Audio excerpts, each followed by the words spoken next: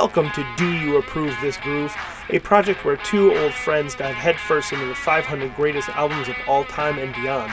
We're going to relive them like we're trading the ultimate mixtape, one legendary record at a time. Each episode, we take a deep dive into iconic albums, rediscover their magic, and see if they hold up after all of these years. We'll rank each album and open up our hot takes for discussion.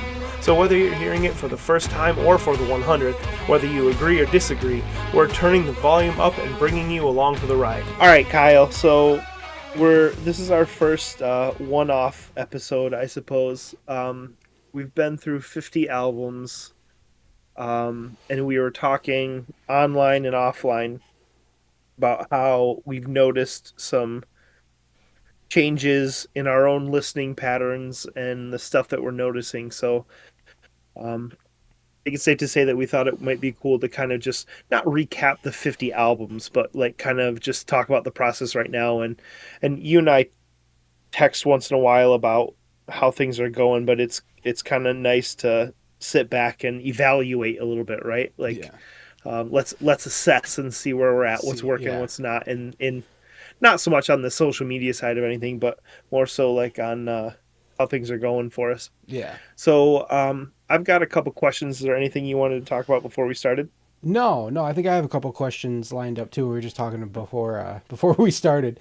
I think we're both coming into each other's questions blind here, so it's gonna be be fun. Yeah, we're gonna get our actual reactions. Which is your favorite album, and why is it Miranda Lambert? Yeah, that's the first one. Yeah, yeah. Yeah. All right, so we'll go big first. All right, like big broad question. What were your initial thoughts when you first started listening, like in on this project? What were your first thoughts? Ooh.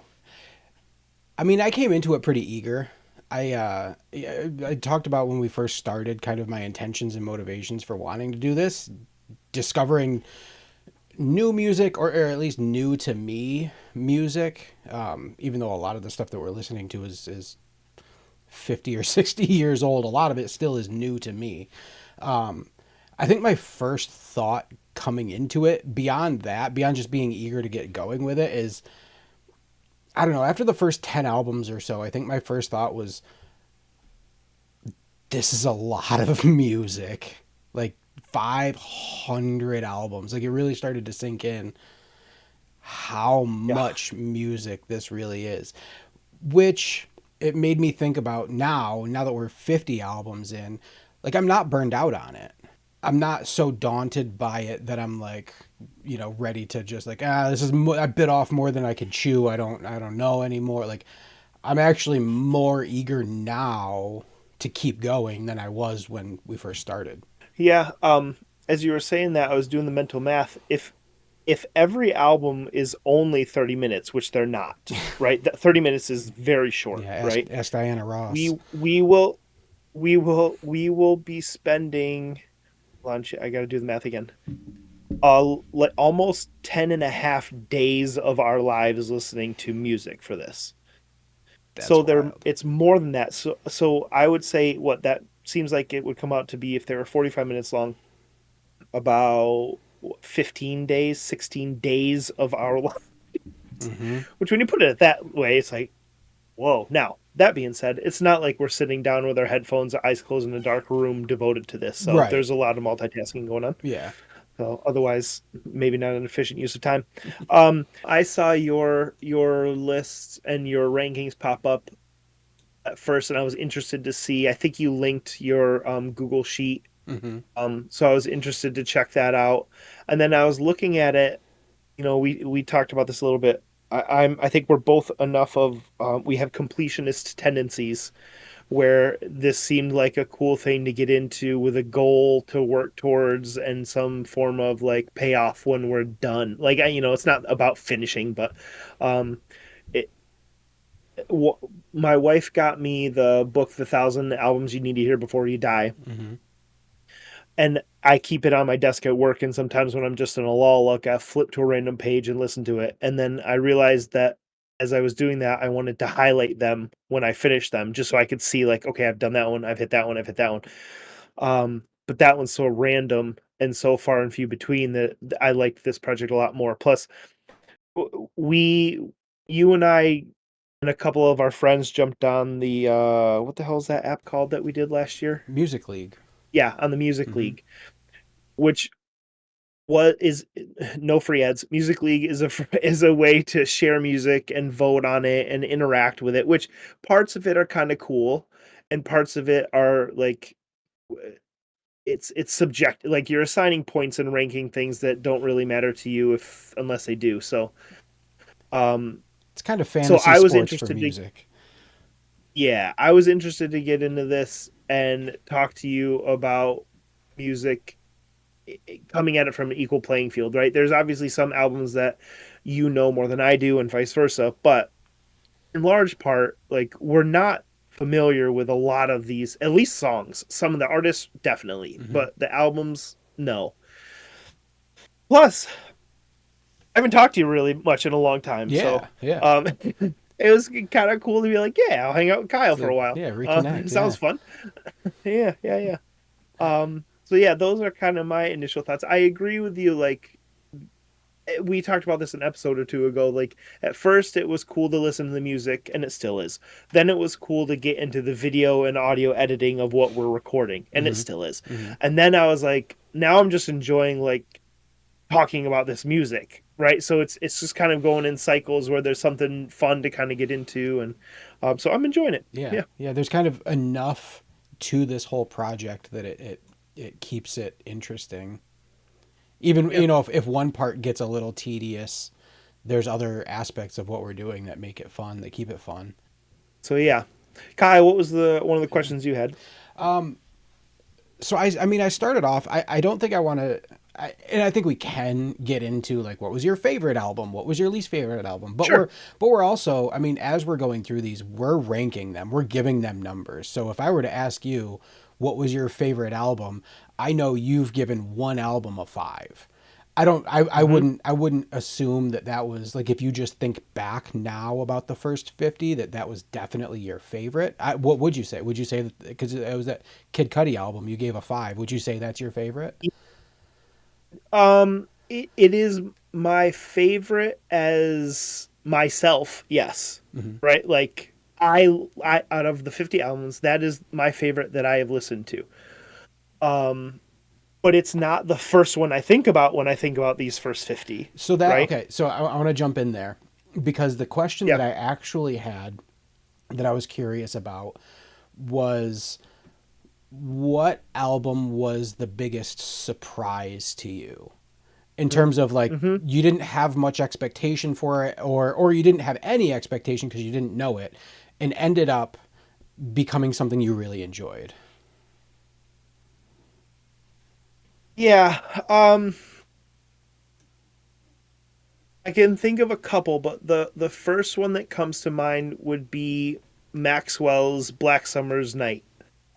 Um, Yep. I came in with zero expectations aside from R&B is not really in my bag.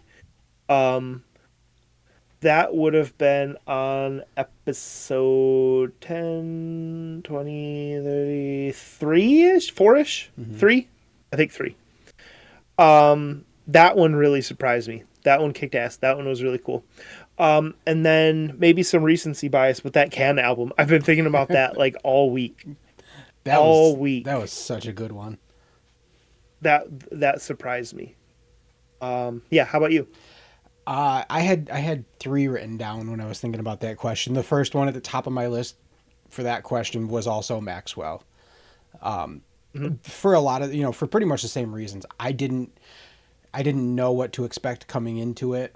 I had a kind of a vague back of my mind, you know, knowing who he kind of was, but not knowing what to expect. And put that album on and really, really enjoyed it. The other one, and I've gone back to this album a few times now. I still wouldn't say it's like my favorite album that we've had so far because I didn't give it a 5. I gave 3 5s so far, and this wasn't a 5 for me. But the Richard and Linda Thompson album, I want to see the bright lights tonight.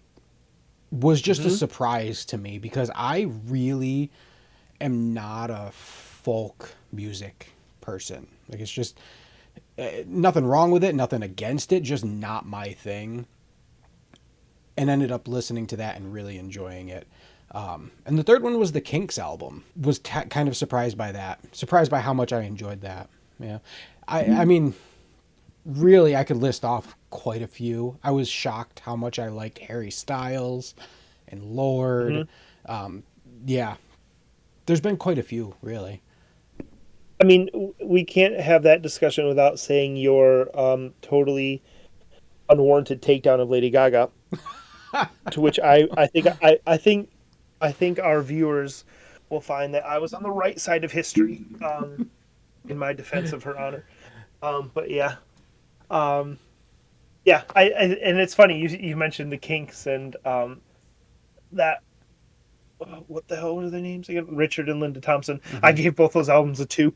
But but hey, that's music, man. That's music, man. Yep.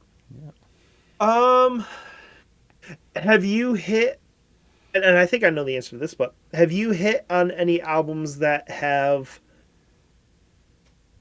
like resonated with you on a personal level? Like you know what I mean? Like you were familiar with them enough to be like, yo, this one is way higher for me. This like yeah. Yeah, yeah. One that and it's we talked about it just when we recorded last a couple days ago. Hmm. That the Jason Isbell album, Southwest or Southeastern. I have probably re-listened to that album. I mean, easily a half a dozen times since I first listened to it back in November or whatever. That I connected with in every way that I look to connect with music.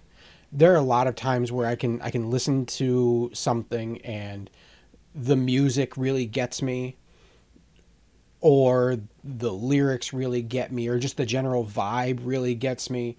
That album got me on all of the levels. It's a devastating album for me. And we talked about, I think we talked about, I don't know if it was last week or the week before, but we talked about how that when you get the chills listening to Hmm. something, and to me, I think for an album to really resonate with me, for me to highly rank and highly consider an album, it has to have at least a point or two in the album where like every time I listen to it, it just like shakes me and I get the chills. And that album, out of all of them Hmm. that we've listened to so far, is the one that does that the most. Yeah, I don't have out of the first 50, I don't have any like that. I definitely have some personal connections. We've talked about my affinity for Motown. Um, so some of those like have a nice piece of nostalgia for me. But the other one we mentioned like the that Kid Cudi album, I like resonates with me simply because of my memories of those songs out with my best friends. Like, what I mean, 15 years ago. Mm-hmm. Um, just being reckless with them at the bars, like just having a good time playing darts and being stupid and not having much responsibilities. Um, so those are fun memories, and it was fun to revisit that. But the other ones, like there's some that I literally have zero connection to, either in that I've never heard them before or I had no desire to check them out. I'm scanning through the list right now. Like the Sheryl Crow's album. Like, yeah, I knew those songs. No connection to it. That Big Star record. Like, what the hell was that, man? F that noise.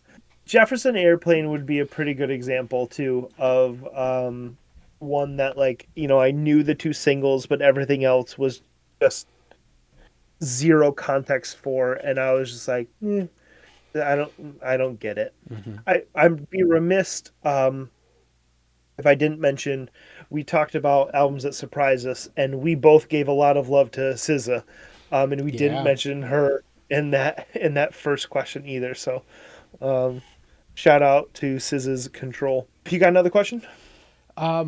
Has this changed the way you approach listening to music in general? I would say that I'm keeping, well, not, it's not intentional. I'm approaching these albums differently than I approach music that I am intrinsically interested in checking out. All right. That's what I was curious Um, about. Has it? Yeah. because I don't listen to these, like I was just for our next group of records, I was just listening to the David Bowie record at school today. And I find that if I'm exploring music, I have to sit with it for a while, and I don't have to sit with it and give it my attention, but I have to listen to it a few times through. What I typically do is I'll listen to the album a few times through as it was intended, and then sometimes I'll skip around to the songs I like most, and then after that I'll start to put the record on like random and then see what sticks with me then. Um, 'Cause I find sometimes just that change in randomness, you like notice things you didn't notice before, or sometimes we've talked about. There's a couple of examples of these albums where like it'll start off really strong and then dip in the middle, and you'll lose interest, and then maybe the last two songs are really strong again. When you put it on random, you don't notice those sorts of cycles within an album as much. It just kind of seems like it's scattered shot, and it doesn't repeat that order, so it's all kind of coming at you for what it's worth. When I just literally did this afternoon.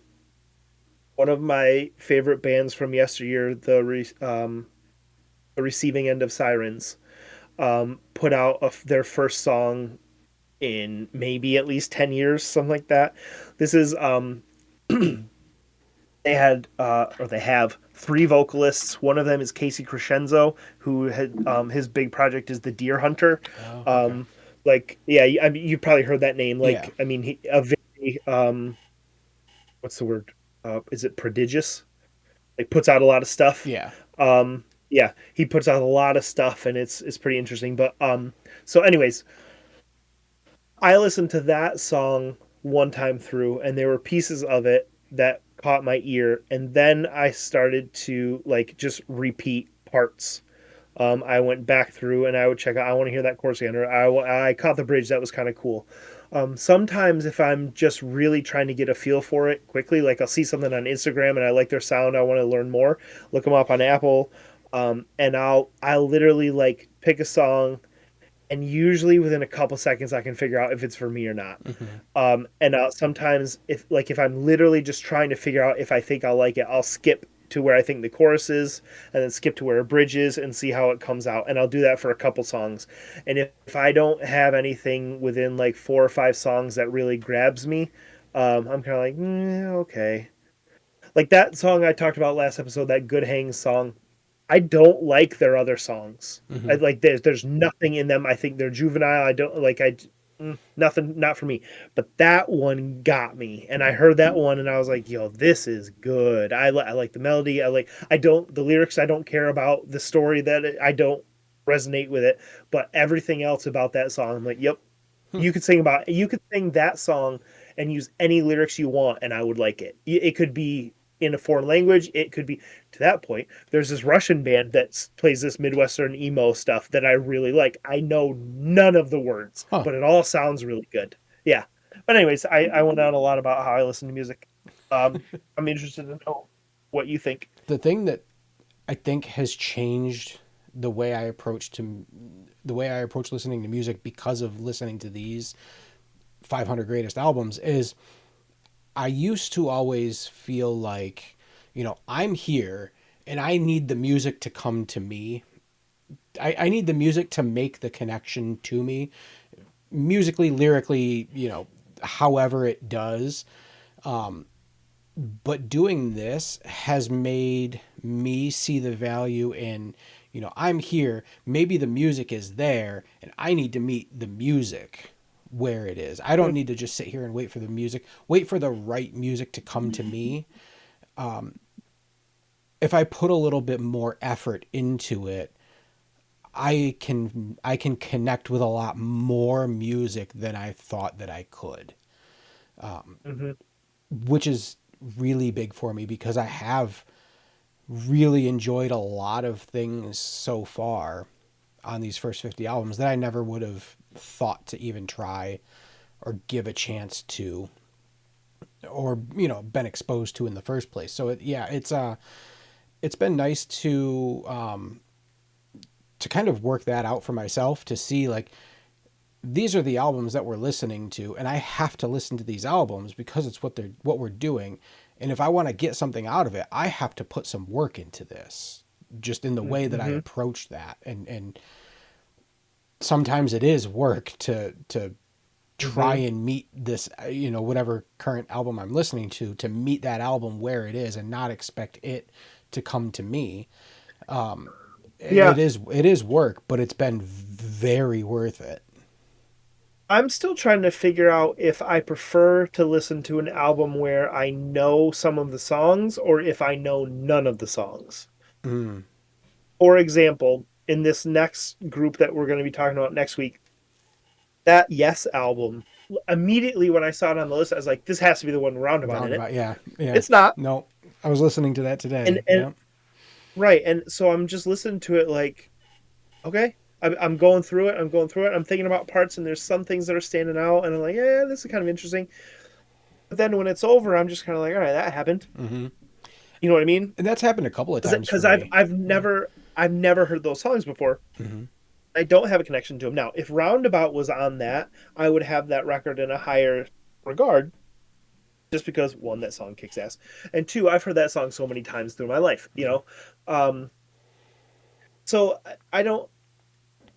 What's another good example? All right, well, that Lady Gaga record, right? And there's some songs on that that I 100% I know every word to, just because they're part of the culture, and how can you escape Born This Way, right? Hmm. Well, you escaped it, so um, um, so I don't know if I'd prefer. I guess it would be interesting to look back and go, did I give the albums that I had no knowledge of a fair shot? Right? Or are my highest scores reserved for ones that I was already familiar with? I think Mm. you're better about that than I am. I tend to listen to it and I go, I've never heard this before. There's nothing that stood out to me. It's a two. I don't need to revisit it. Um, so I don't know. It'll be interesting to see when we do more of these, what comes out of there. Yeah, and that, I mean, that kind of leads to the other, another question that I had, um, because it's something that I've kind of struggled. I don't want to say struggled with, but that I've always I've had on my mind as I listen to all of these albums. Have you found it challenging to balance approaching these albums objectively or subjectively? Are you Um, prioritizing one or the other? Are you trying to balance them? Like, I don't think there's a right or wrong answer to that. I'm so just curious your right. approach. So when I first started, I was listening to them in order. Right? I wouldn't go to another one until I was done with the other ones. Mhm. Now I'm kind of looking at them and I'm figuring out, like, am I in the mood for something I've never heard before, or do I want to hear something that I'm kind of familiar with, right? So I'm picking and choosing. I'm also going back every once in a while, and revisiting a couple, right? And so I will definitely revisit ones that I liked more. Well, I guess it goes both ways. Last week I revisited some that I felt I hadn't given a really fair shot to. I was like, let me listen to this one. I'll listen to this Al Green record again, right? I'll Mhm. see if there's anything in there that stands out. Unfortunately, that wasn't. So I don't know. I guess maybe I'm coming at it sometimes.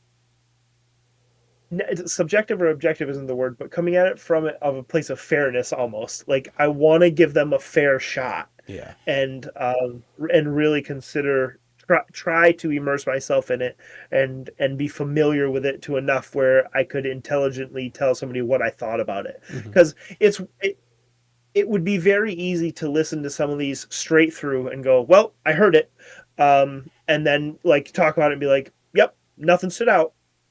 That wouldn't make, one, it wouldn't make for a very fun conversation, and two, I don't think that would be like approaching this project with fidelity. You know what I Right. mean? Yeah. It's not a race to just say that, yep, I listened to all 500. Right.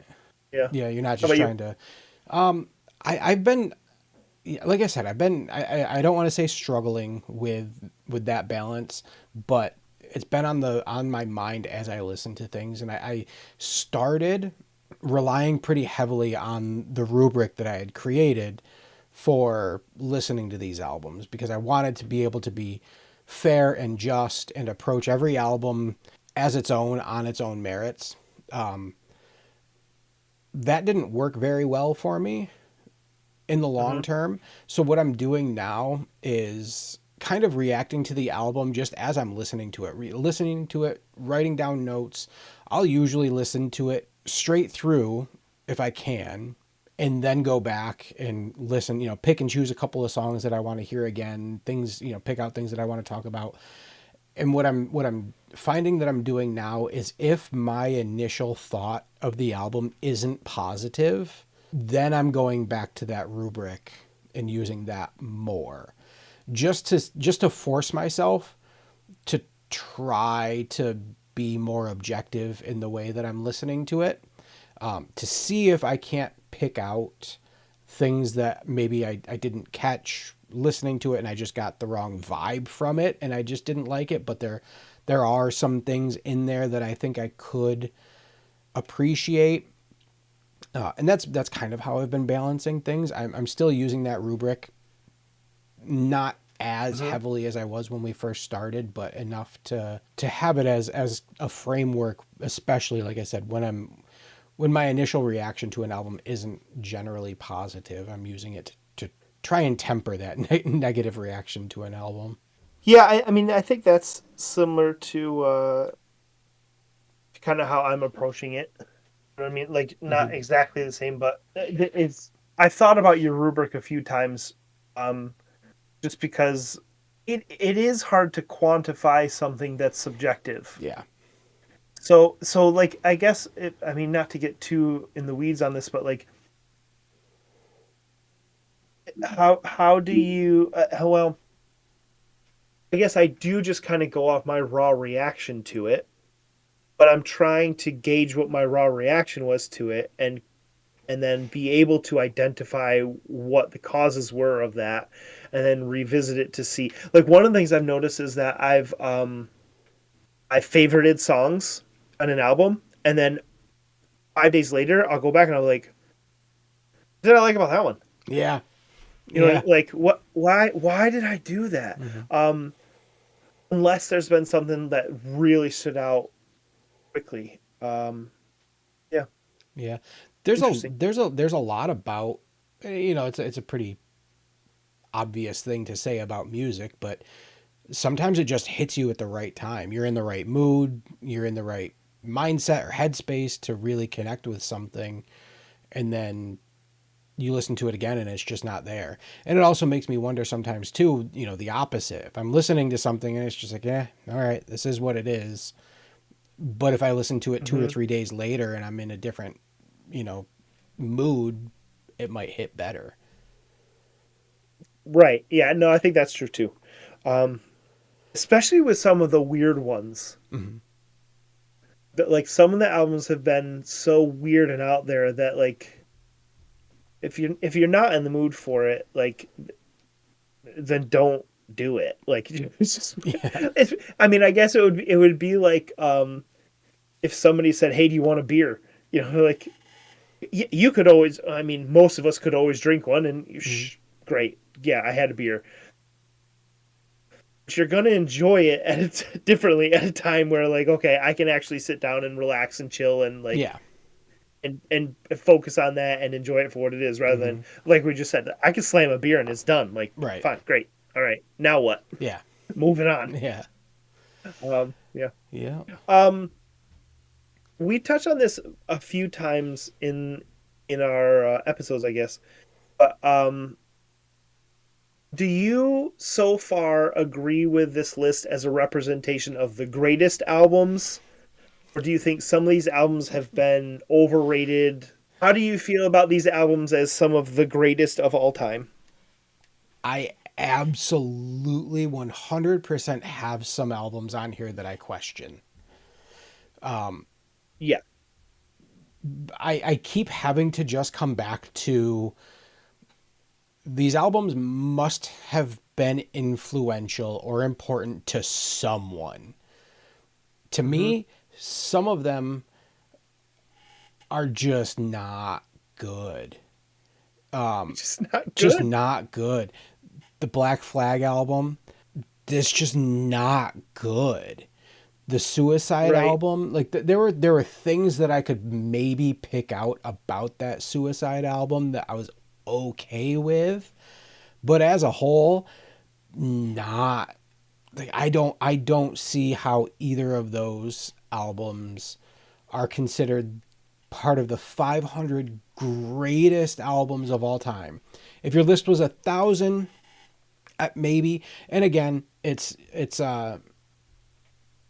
is somebody's favorite, right? Both of those albums, somebody like those are their favorite albums, and enough people have decided that it's important enough to be included on this list. I don't know, other ones. It's still and I ranted about this when we talked a couple of days ago about the most recent chunk of albums. Hmm. The greatest hits albums bug me at this point. Like Hmm. I came into this project telling myself that I wasn't going to critique the list itself because the list is what it is. There's been a lot of criticisms of this list over the years. They've redone this list multiple times at this point to address some of those criticisms. It's never going to be perfect. It's never going to be complete. There's always going to be stuff that I'm going to think, why is this on here, but like my favorite album isn't? Or why is this higher than this or lower than that? Never going to, completely understand how they put this together and why they came out the way they did. But the greatest hits albums kind of bug me. Just, and Yeah, I don't want to go on feel that kind of. whole rant again, but that, I Yeah, mean, please don't. it's, I, to me again, if you didn't put out an album that on its own is worthy of being on this list, then you shouldn't be on this list. There are other lists for you. Greatest Right. songs, greatest artists. There are other lists for you, but if you didn't put out an album that on its own stands strong enough to be on this list, then you shouldn't be on this list. I agree. When you think about the I don't know how to I don't know how to explain this other than you're right that there are albums that are my favorite that of course I would look at this list and be like, how can you not put that My Chem album on here? Mm-hmm. How can you how can you leave off Tell All Your Friends from Taking Back Sunday? Like how can you leave off oh gosh, if I mean There isn't Say Anything? there isn't Like a single Tool album on this list. right. Unbelievable. Who the hell's responsible for this? And then so that comes that would happen even if I think I was just looking at the list, right? If I was reading the list, I'd be like, come on, nobody. Okay. But then when you listen to some of them, it's like, wait, you're telling me that enough of the people that was put out to survey said, "Yep, that Big Star record should be on here," and we just allowed that to happen, which makes me think that either the curators of the list wanted to curate it right and make it representative, so they were cognizant of, you know what, we could use some more early R&B, right? So we need to make sure that like Muddy Waters is on there, and we need to make sure that Bo Diddley's on there to really kind of round this out. Mm-hmm. So either this is like a controlled, yeah, we put it out there, but we're also kind of controlling the narrative a little bit, or I'm dead wrong, and there's enough people that really believe that these albums should be on there. I don't know, man. But when, like I said, when I heard that Big Star album, Belle and Sebastian,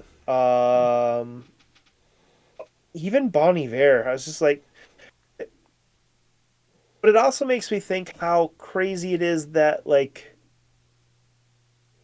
or as much as I look at a band like Taking Back Sunday and I go like, that's one of the biggest bands in my sphere of influence that influenced me, right? And it's not somebody that I seek out a whole lot anymore, but like given in the right mood, yeah, I'll put a couple of their songs on and they make me feel something still, right?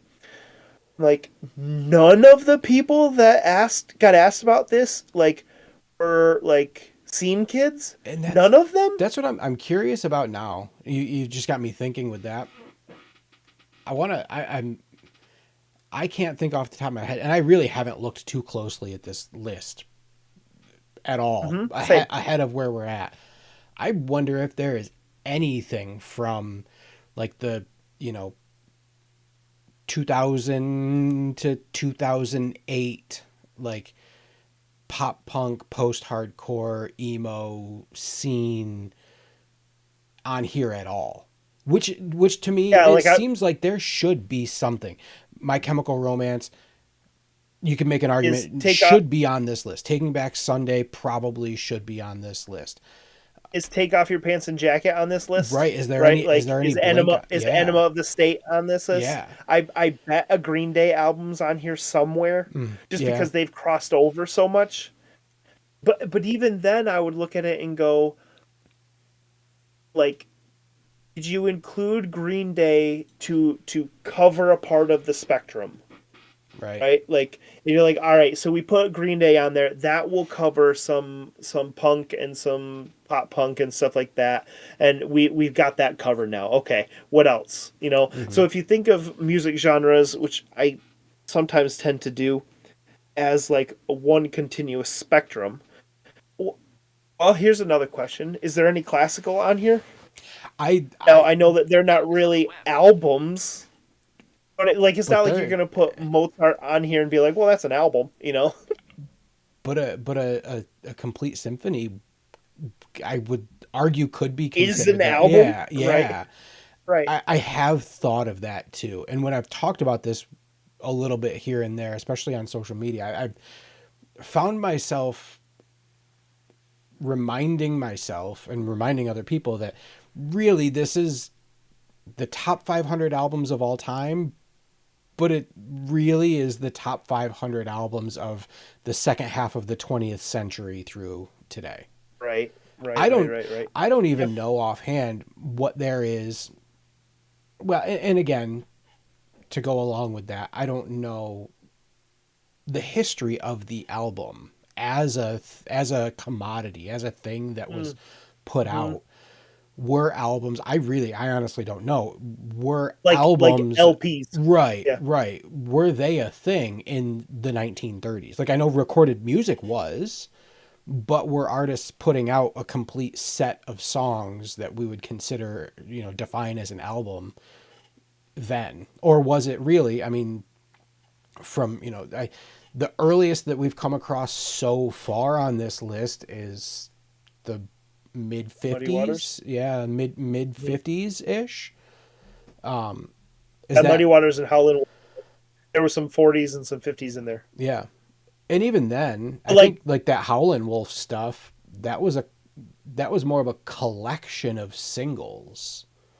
right. So yeah. So like, are we gonna get a collection of Ella Fitzgerald on here? Like, you know what I mean? Like, Mhm. are we gonna go back to I don't even know those artists. Like would there be we've joked a couple times about like how we grew up on those like late night infomercials selling collections of albums. Yeah, the Are Time we Life gonna get a classics. collection? Are we gonna get a collections of an album of collective songs from like the 20s or 30s, right? Yeah. Hello, my lady. Hello, my baby. Hello, my ragtime gal. Right. That one's free. We lost a viewer right when I did that. Damn it. My fault. Um, yeah, so I that'll kind of be interesting to see, but yeah, I mean, it's a slippery slope to really get into there and be like, what the hell? When we do our like got one better, I'm looking at it and going like, maybe I'm not that well rounded as I thought I was, because I'm looking at them going like I've recommended basically nothing but like music from the alternative emo, screamo, hardcore like stuff that I like you pulled the Cranberries record and I was like, hell yeah, that's a great pull. But Um I've had the same feeling though, that going through this made me realize how limited and narrow my catalog of music really is. Even though like so then I'll characterize my catalog of music differently, right? I am familiar with a shit ton of music, right? Like a ton.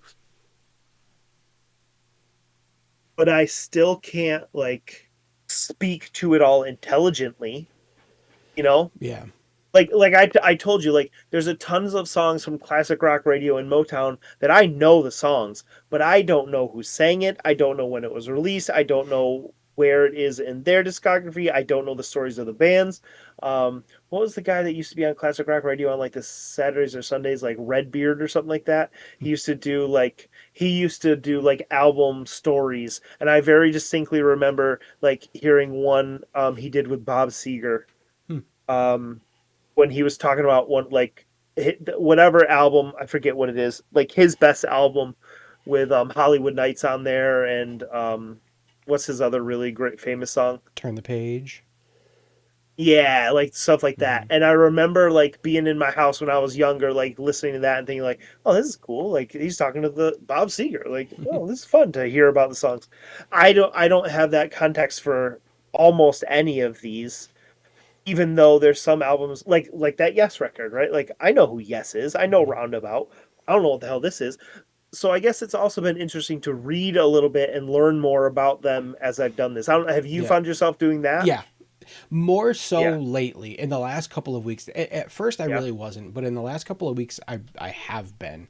And you know, getting a little ahead of ourselves because this is what we're going to be talking about in the next time we get together Mm-hmm. and talk about the next chunk of 10. But I did that with Otis Redding because he's on the list this week. Mm-hmm. Like he's a name that I know. Dock of the Bay. Yep, got it. But I didn't know anything about him. And as I'm listening to the album, I pulled up, his Wikipedia page and learned a little bit about him that I was like, oh, like that puts a lot of context to things. There's a really cool thing in there that I'll save for when we talk about it. But like, he was only 26 when he died. Like to me, Oh no shit. yeah, like to me, he's an old guy. I didn't realize I had no idea that he died young. If you would have told me like he died in 2008 and lived until he was 92 years old, I'd be like, oh yeah, makes sense. But no, he died in the 60s. He was 26 years old, and he had only just written and recorded Dock of the Bay like a couple of weeks before he died, and it was released posthumously. Like, yeah, I mean, it has been pretty cool now, and I could probably think of a few other examples at this point too of other things that we've talked about. Just interesting things that I've learned about the context of a lot of the music and where it was coming from and who these artists were beyond just sitting and listening to the album. It's been pretty cool to learn some of that stuff. Yeah, I agree. I agree. I know that I have a hard time connecting with a band until I know what they look like. Hmm. Um it's just I don't know why, but I always like once I know what they look like and I know what the guitar player looks like and I can see them like in my mind, it makes more sense to me. Um I'm laughing because as you're saying that, I'm thinking about the first time that I listened to that Sparks album and thought, huh, she's got an interesting voice, and yeah, it's a right, guy. exactly. Yep, absolutely. Um yeah, so it's been cool to learn about some of those stuff. Yeah. Um we've talked about this a little bit here and there, but um I don't know how to ask this without like leading because I think there's more context to it, but how have these albums influenced modern music in your view, right? Like we've talked about how we've traced some influences through time already and we've connected some dots, which is fun. So I guess the second part of that is like, are there recurring themes that we've noticed or production that we've noticed or evolution and changes? Because like you said, we've gone from some 40s to 50s all the way up to, I mean, Lady Gaga was 2000 late 2000s. I'm trying to think. I think we've been in the 2000 teens. We've got At one in least, there at least. yeah. So yeah. Yeah. What year was So yeah. Harry Styles? Oh yeah, That was 2022. 2022, yeah. Um, Yeah. Man, that's a good question. Because I feel like, and we've talked a couple of times now about some of the, the progressions that we've heard from, you know, Muddy Waters to Howlin' Wolf to Jerry Lee Lewis and going forward. We've talked about, well, the one that I would most notice personally is the Stooges. And again, this is getting a Hmm. little bit ahead of ourselves because we haven't actually talked about this yet. But I just listened earlier this week to the White Stripes, to Uh-huh. Elephant. Uh-huh. And now, having listened to the Stooges prior to listening to this White Stripes album, like the connection is just so obviously clear. Hmm. Um, oh man, now I'm trying to think of a few. I'm looking through the list here to see a few others. Well, as you're looking, it's that idea that everything old is new again, I suppose. And I Yeah, think Jack White does a great job of like not appropriating that. Like, I mean, he like understands the history of music and gives homage to those people. It'd be, I guess it's the difference between them and like Greta Van Fleet, like where I hear Greta Van Fleet and I'm like, what are we doing? that's Like, okay. I yes, yes, and go this is ahead. a pet theory of mine, and I think I might have alluded to this a while ago, and it's not a fully fleshed out thing. Kind of shooting from the hip with this a little bit, but The best ones always do. yeah, Yep. that lineage or that progression of influences from the early, from the 50s, 60s, that influenced the next generation, so the Muddy Waters and Howlin' Wolf, and we talked about Bo Diddley and people like that influenced maybe we haven't gotten to any like Led Zeppelin yet, but they were Right. obviously very influenced by those blues and R&B, mainly blues rock musicians from the generation before them. And now you've got bands like Greta Van Fleet that are unarguably heavily influenced by a band like Led Zeppelin. And to me, it's almost like a copy of a copy. It's Right. kind I of don't even think you can say that they were influenced by it. yeah, yeah. I think I brought it up when we were talking about the Stooges. And I said that the Stooges in 1969, for 1969, have a really cool sound. Hmm? And then that sound gets imitated and duplicated and copied by every other like older punk band from the Hmm. 70s into the 80s. And then you Yeah, get to, the Stooges become the Ramones, and the Ramones become yeah, whatever they become, and then that becomes Blink or Green Day, and yeah. then that becomes yeah. Hmm. And it's a copy of a copy of a copy. And I don't want to say that to diminish modern, contemporary music because there is a lot of really good stuff out there. But I think that goes to like my own struggles with finding good new music that I like. A lot of Hmm. times when I listen to something, it's hard to distinguish between hearing something that is influenced by something that came before it versus something that is just trying to sound like something that came before it and is just kind of copying something that came before it. Yeah. Because they're copying what works, right? They're copying what's successful, and there's nothing wrong with that. But to me, it starts to make a lot of new music feel stale. Yeah, and I mean, just thinking about Greta Van Fleet, to me, I guess it'd be one thing if they just played that music. It's another thing when it's like you're dressing up like them too. Yeah, Like that's your whole the whole ick. Like, gimmick. Yeah, yeah, like what if Jack White burst out on the scene with white stripes and just went in tight ass jeans and no shirt? yeah, Be yeah. like, I see what you're doing. And Like, that's where I'm struggling though too, because I mean the gimmick thing, yeah, but like I can listen to the White Stripes and think and hear, oh yeah, this is the Stooges. Like he was very heavily mhm, influenced by the Stooges, but I still really liked that White Stripes album. yeah, But then I listened to Greta Van Fleet and I'm like, they're I hate just this. copying. Yeah, But yeah, yeah, I yeah. don't know where that line is, you know? Right. Yeah, I could see I that. don't Yeah. know where that line is. I don't know if is that a subjective line? Is it a line somewhere that I'm just intuiting but I can't articulate Right. it?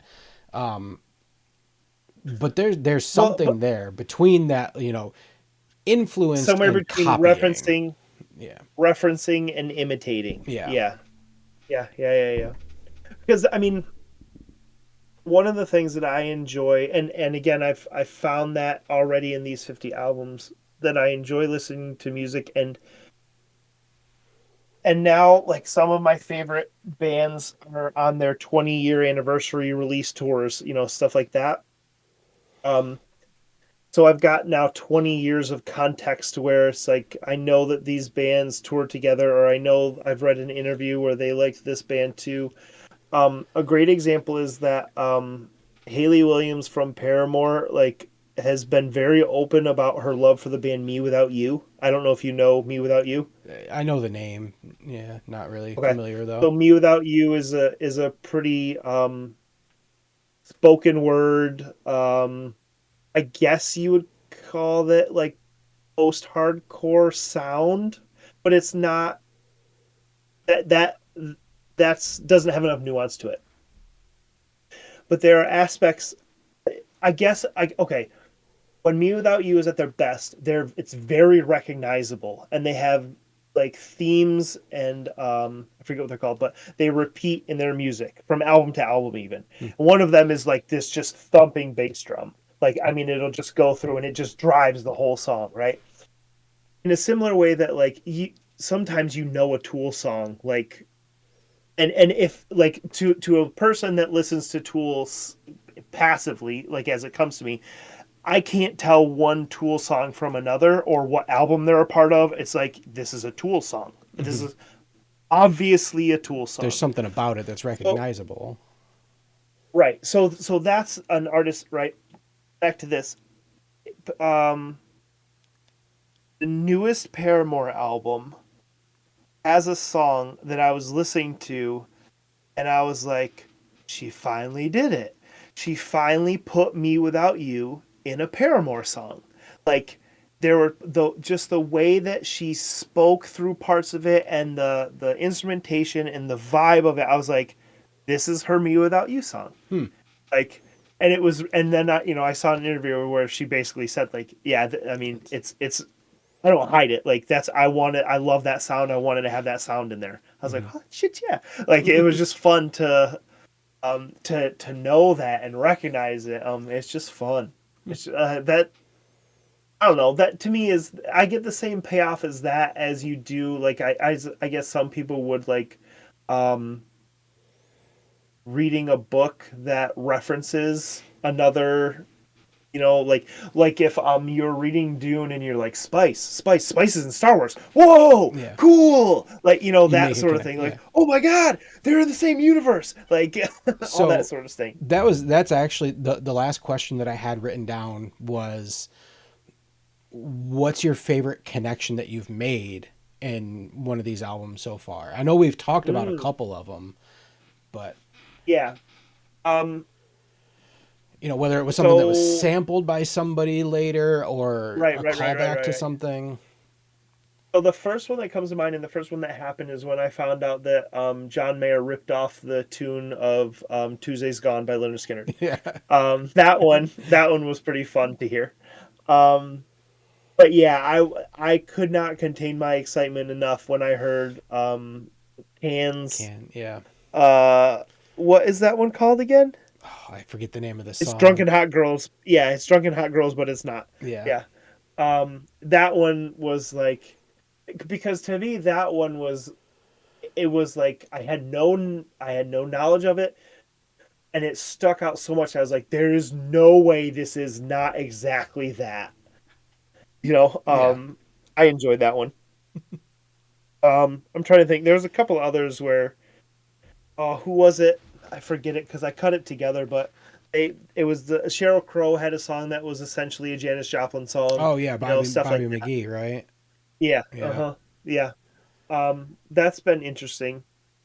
Um, but yeah, you know, now that you mention it and put it in that way, that makes me rethink of like the influences and stuff, you know. Hmm.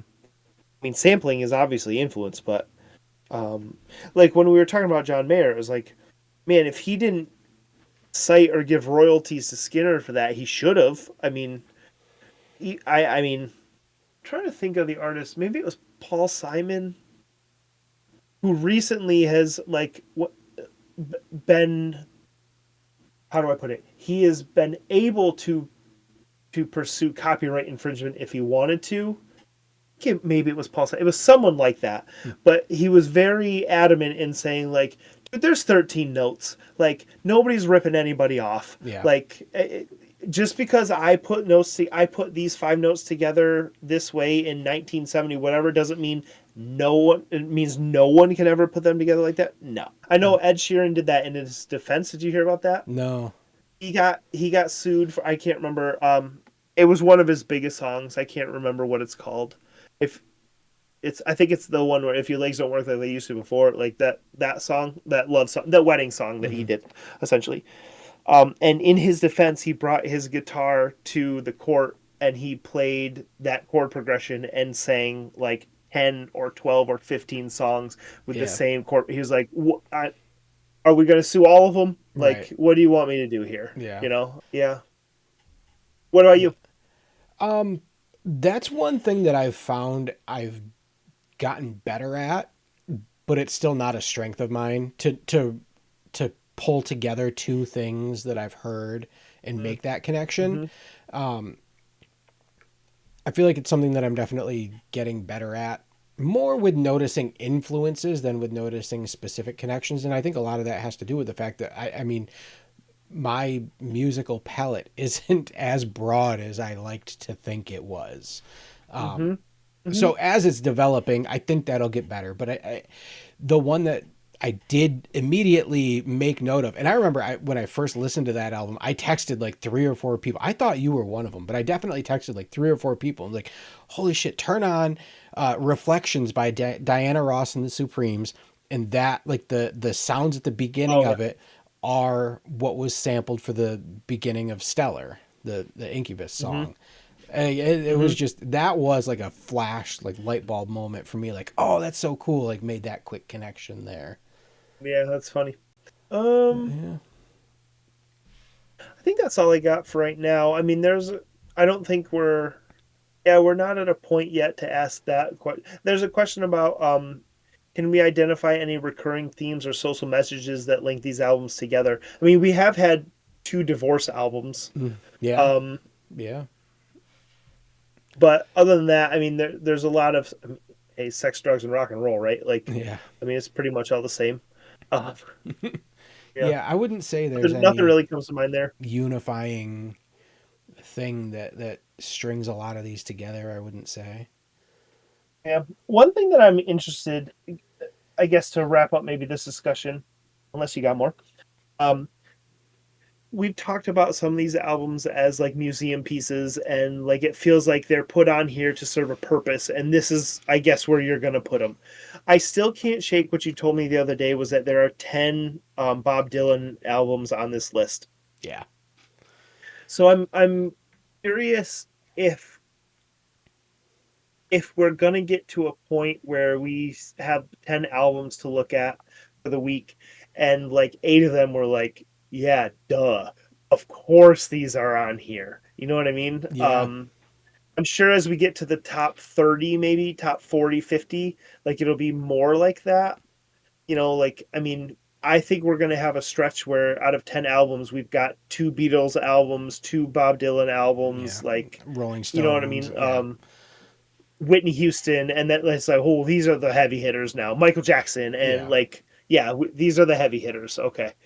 Um, for right now, I keep thinking like we talked about already. Like somebody loves this album somewhere. I mean, Yeah, I felt I that don't. listening to Bad Bunny in the car last night. Somebody likes this.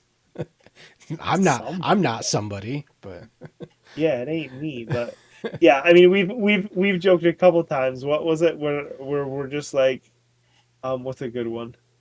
Yeah, I don't know, Lauren Iro. Good for you. You yep, made the list. Like, yep. cool. I All right, Manu Chao. Like somebody loves you, baby. yeah, and that I mean I think that would be my final thought so far is there have been very few, I mean really one album, and I kind of talked about this already. One album so far that I've thought this is bad. But for the most part, I can I have been able to find a way to appreciate something about pretty much every album, but there were plenty of these albums that were just this is not for me. Daddy Yankee, nope, Not for nope, me. Nope. not for me. But I Juvenile, get it. not for me. Somebody somewhere likes it and it's influential, but it's not for me. I'm But I interested. wouldn't say it's Yeah. bad. I wouldn't say like, oh, this is a garbage album. Like this is awful. But it's just not for me. Oh, I'll say that's garbage. Yeah, I'll say that's garbage. No. But with that in mind, I'm curious, maybe nervous. Like, what if I get to the top 50, 25, or whatever, and I still have that like, okay, like I wonder if it'll be recognizable as we get further on the list. Like even with your rubric, like man, that I can hear the production tightening up. I can hear the mix of this album was like anything I've heard on this list before. The instrumentation is crazy. Like this Alice Coltrane album, I'm like, what the hell is going on with this? Like, Oh yeah. this is definitely different. Yeah. But I guess I wonder if I have the ability to listen to a Bob Dylan album of songs that I have not heard and go, hell yeah, man. One of the best albums of all time. I'll tell you right now, this week I've listened to 2.5 Bob Dylan albums. And I couldn't do any more. I couldn't do any more. It was I I am think I told you the story. I'm now Go ahead. dreading having to listen to 10 of them at some point as we do this. I think I told you the story as part of this project where I was at the bar a long time ago one night and somebody put on like 45 minutes of Fish and I Yeah. was like, I'm out. Yeah. Like I'm leaving. And I'm sorry I have to leave. See that I would get Yeah. into. Oh, Jesus Christ. Or AR. Yeah. Man, I remember that game of poker was not that crazy. You're just drunk and think it's fun. Like, just stop. Yeah. Get over yourselves. That was like a poor man's Dave Matthews Band. Anyways, that would be fun. Someday we need to go through like I bet there's a list of like best alternative albums of the 2000s so far, Mhm. and we'll just do like a takedown, like Just rag on them. or or I don't. You're not a Dave Matthews fan, are you? Not no. I'm not a Okay, hater. I'm not a hater, but I don't really get into them. I'm not a hater in that he's a better musician than I am. I can't do what he does, but like we'd get some heat for that, I'm sure. Um, it I would be interesting to really go through like some of the artists and just be like, yeah, like we've talked about before, like doing more reactions, mhm. like let's like almost like listening parties. You Yep, know what like I mean? Like, live stream um, listening to an album, yeah. yeah. Let's listen to this and we'll chat and like if we could get enough people involved, like that could be fun. Mhm. Um, I know that there's some issues with copyrights doing that. There used to be this site called Turntable This would Yeah. have been in like 2012, maybe. Yeah, somewhere around 2012. Are you familiar with that one? Do you remember that? I vaguely Where remember that. Yeah. where you could like it was like a chat room and a music streaming all in one. Hmm. You had an avatar, and there were 4 or 5 DJ booths up there. And if you got Yeah. up there, then you got to You pick the got to, songs, yeah. and you got likes and points, and you could stay up. And if you got enough that hated it, you get booted off. Or Hmm. I used to be part of a group that was called like the pop punk rock alternative emo screamo whatever. Like that's where it lived. And it was weird. Like I spent enough time on there with a couple, like one of my best friends in real life, that we actually like met people from around the country that liked that music too, and like built a community in there. Where one of the girls in there, she probably still does stuff with music, like grew up in Nyack, knew the guys, knew Josh Eppert from Coheed, um, like she started to really think of it as like a way to promote music. So she would download a whole album as one file. So when she was up there, she could play the whole album with like 250 people in there talking about it, reacting to it, like that sort of thing. Hmm. Um, So that would be then fun I to do. think it got Yeah. shut down for copyright. Oh. I mean, I Yeah, feel like, it was cool though. yeah. It was fun. Like it was very fun. Yeah. That was Yeah. fun. I figured out, or I was exposed to a bunch of bands that I didn't know that way. Hmm. Um, I can name drop Dangerous Summer, Moving Mountains, Polar Bear Club, which is from Rochester. Athletics is a great one that I really like. You might like Athletics, actually. I'll share that offline. Yeah. Um, anyways, but yeah, it would be cool to see what we could do with that. Yeah. All right. Yeah. I mean, that was Well, fun. this was a fun retrospective. Yeah. 50 down and 450 to go. 450. I wonder if I could. Well, if I keep adding the time of the albums to the spreadsheet, I'll be able to count up how much time it actually is. Oh, you're putting that in? How long each album is? Well, I was for a while. I mean, 15 days is like a conservative estimate based on 45 minutes per album. Yeah. Yeah. And I mean, there are albums that are 2.5 hours long. Some of these Right. anthologies and triple disc box And sets. the shortest ones we've seen are like around 30. 30. Yeah. I don't know that we've Yeah. seen anything yet that's less than 30. Like me, Right. like 31, 32, but I don't think I've seen anything under 30 minutes. Yeah. So at 45 minutes per album, we're looking at over 15 and a half days straight. Whew. Which is also weird to think about if you thought about it that way. If you could make a playlist of it, it would only take 15 and a half days continuously to listen to all of these. That doesn't seem It right doesn't, either, yeah, it doesn't, when you put it that way, it doesn't but seem like a taking lot. but taking that like 50, when I think of this stuff a lot because I'm an existentialist. When I think of 15 days of my life spent doing this, is like holy shit, like Yeah. that's a lot. But like you said, a lot of it is multitasking. Like there's very few Yeah. of them that I'm sitting here with these headphones listening to it. Most of the time I'm driving or doing the dishes. I wish that I could edit the videos and stuff and listen to them, but you can't. Like you have to focus on what's going on. Yeah. Yeah. Anyways, All right. all right, man. Good stuff. Over and out, partner. Yeah. Episode what, 5.5 we'll call it. 5.5. Yeah, perfect. All right. Sweet. We'll see you next All right, time. man. We'll talk to you later. Bye.